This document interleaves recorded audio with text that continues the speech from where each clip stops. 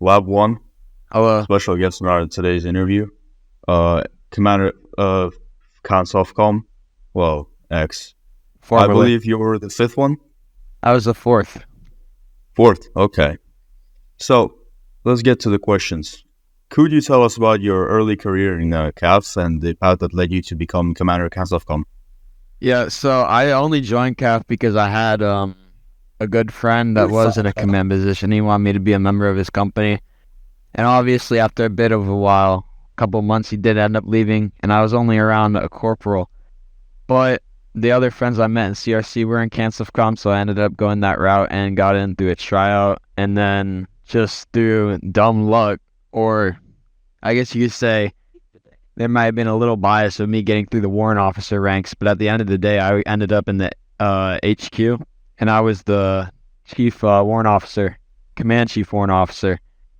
The rest of the HQ got purged, and I was just the next in line, and I got it.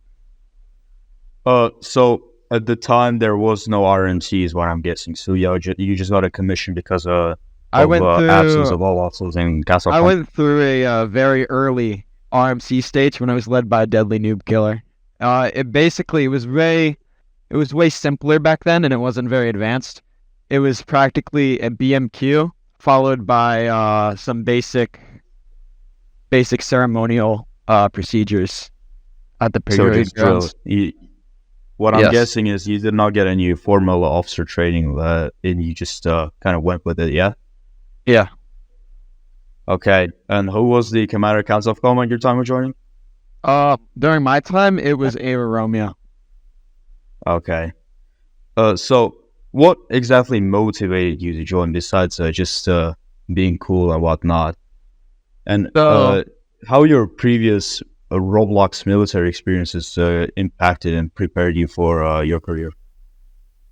yeah, so the CAF was actually one of the first militaries in Roblox that I joined, mainly because people I knew were in it, and it seemed like a good experience, I think the thing that drove me to join is obviously it was they call it the best of the best, but at the end of the day, I think it's really about like the people that were in it and just being able to chill and like be good with everyone and be able to enjoy the game, which I think nowadays is like we're missing the point. Like a lot of people take the game way too seriously. Okay. What would you? How can you describe a particular mission and operation that had significant impact on you and CANSOFCOM? Yeah, so I led a total of only 3 operations during my tenure, which was around I believe like 8 to 10 months. They were pretty simple. I mean, a lot of it was basically just serving out the declarations that CSIS would put out. You go and So you grab just them. snatch and grab terrorists off the streets, and Yeah, that's been a majority of CANSOFCOM operations. I don't know if they're still planning to do those now that the branch has been reactivated and they have members again. But that's all it really ever was just snatching and grabbing people. And we've then had some reports coming that CSIS actually asked CANSOFCOM to help them deal with UCR, but that's not confirmed as of now. UCR, that's embarrassing.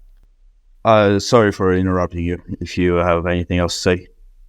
Yeah, so yeah, operations were pretty basic. You just get gear, snatch and grab.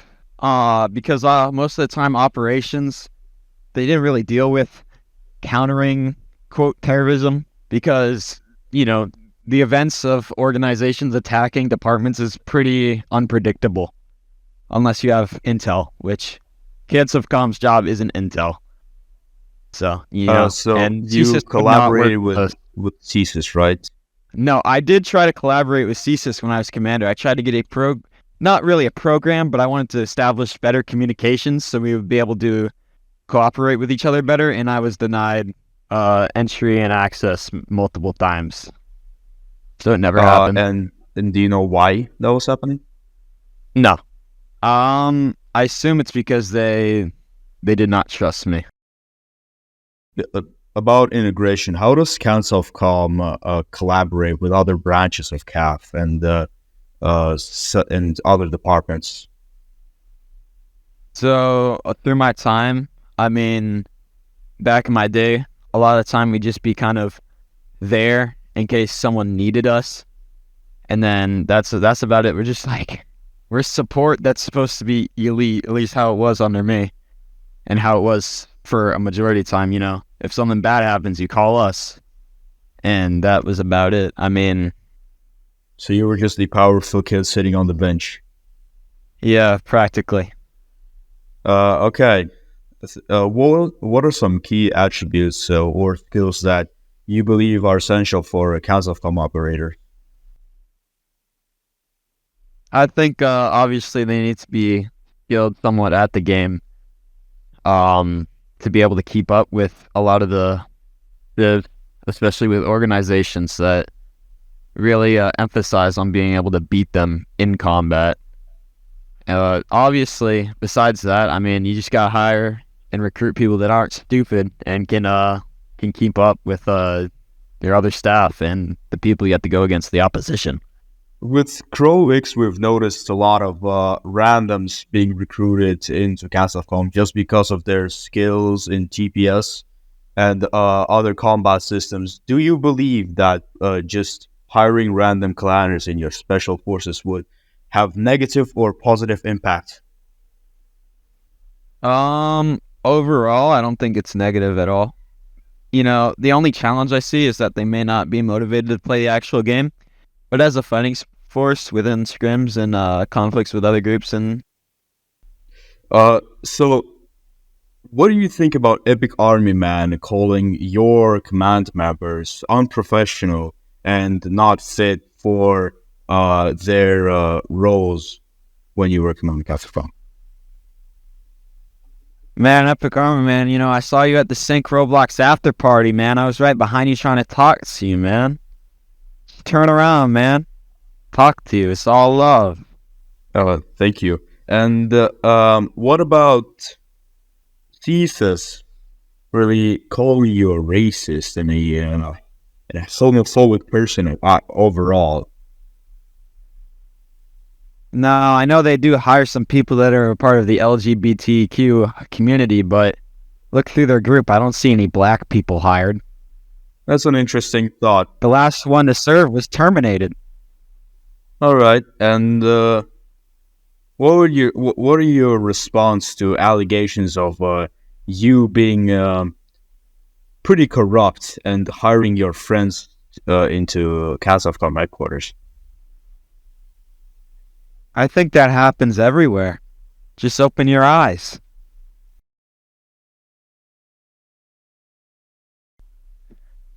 All right. So, how was your special forces service influenced your presence in the community?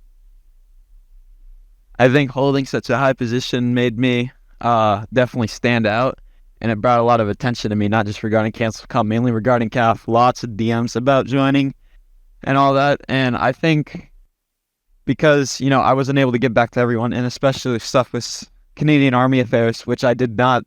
I cared very little about actual CAF affairs. I cared about CANSOFCOM, and that's about it.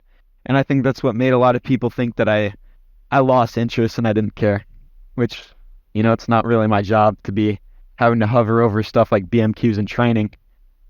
Of course, because CANSOFCOM is not supposed to do that. Yeah, exactly. So, what kind of lessons you've learned from being in this position? Well, you got to take everything with a grain of salt. I mean, like I said before, you're supposed to have fun. So stuff with, certain conflicts with individuals, you can't let stuff, get too heated. I mean, it's a community group thing after all. I mean, you should try and get along with everyone unless they're an asshole.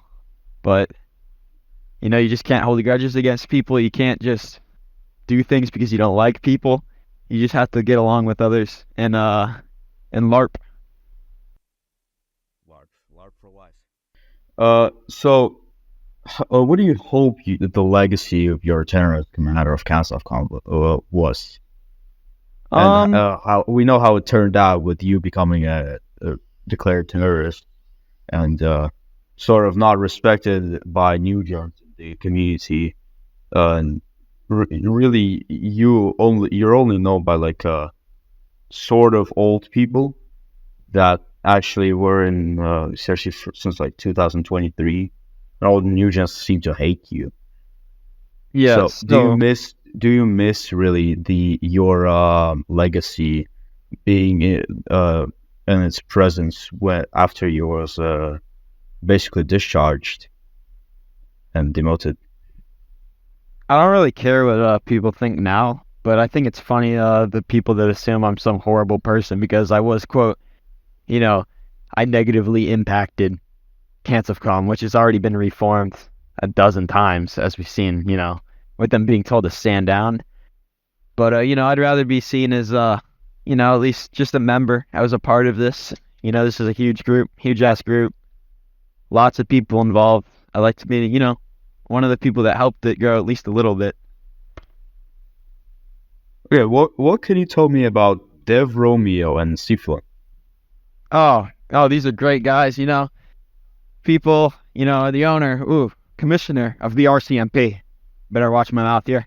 He said Dev Romeo was, and I quote, the most corrupt individual to ever serve CFNIS, which I don't believe that one bit. But anyway, he was there, may have not taken the game seriously at all times, but people that constantly wanted him discharged can go suck my dick. Seaflin, he's a pretty good guy. I think he deserved every position he got, and he never really did anything bad. He just was kind of inactive, and again, just didn't take everything 100% seriously, which it shouldn't be taken 100% seriously at all times. Right, and for the last question, uh, who do you think influenced the downfall of CANSOFCOM the most? Um, Anybody that was accepted that didn't care about what was usually the usual standard, people that didn't care about keeping up with other CANSOFCOM in terms of quote skill or activity, had lots of people enter that I would tell them when I was demoted, I was deputy commander, I would try and host trainings, especially for stuff like TPS because the game does revolve around TPS, and they would tell me, they would literally ping me and they said, what a joke. Why would I attend a Future Tops training? And it's just, at a certain point, I don't think it's the command's issue anymore when there's so many members that just lack care towards the branch they serve in. Right, but do you think there is still some blame people can take on the command CANSOFCOM that really let that happen?